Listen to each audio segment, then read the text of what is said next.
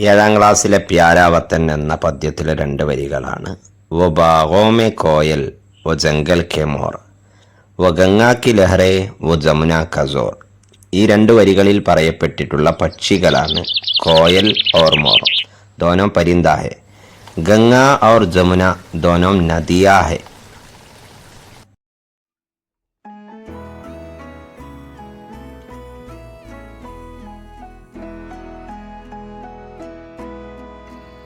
हिंदुस्तान का कौमी जानवर बाघ है।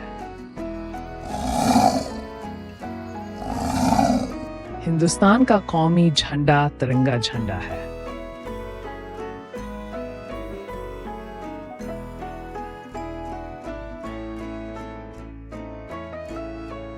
हिंदुस्तान का कौमी परिंदा मोर है।